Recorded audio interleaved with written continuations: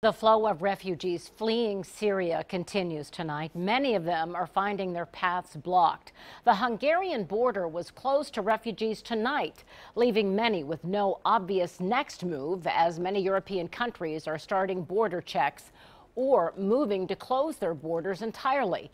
Hungary's prime minister says any refugees who cross the border tomorrow will be treated as criminals. And here in Central Ohio, the migrant crisis hits home for an Ohio State student whose family remains in Syria. NBC4's Candace Lee shares his story and tells us about an organization that is helping some migrants begin new lives right here in Ohio. That's right, Cabot. Iyad Hamza, a lifelong resident of Ohio, is keeping a close eye on the crisis in Syria with families still in Aleppo. He wants Americans to know that the refugee crisis is real, and he hopes America opens the doors to more than just 10,000 of them.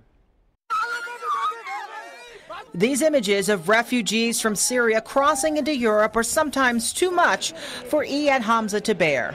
A lot of the Syrian refugees that you hear who moved on come to the States or go to European countries with just the clothes on their back. Hamza's parents came to America in the 1980s, but much of his family remains in Aleppo, Syria. His grandmother just relocated to Columbus, unable to take the oppression. Iyad is among several OSU students raising awareness of the crisis locally. It's not livable conditions, especially in Aleppo. They get electricity maybe an hour every few days.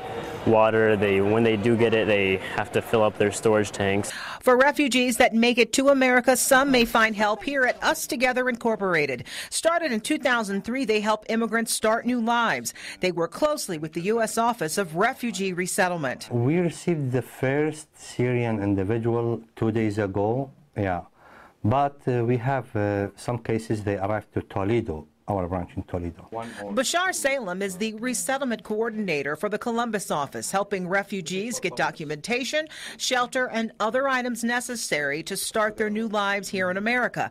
He thinks America is doing a good job by accepting 10,000 refugees, but hopes they are screened closely. We should take care of that because we don't know who is coming to. Iyad says 10,000 doesn't begin to scratch the surface. Millions need a new home. He says most Syrians are educated, professionals like lawyers, doctors, and teachers, people looking to contribute. People just want a home to call their own, to start anew. And as Bashar said, many Syrian refugees locating to Ohio are living in Toledo, where there is a large Syrian American community. Live in the studio, Candace Lee, NBC4. Thank you, Candace.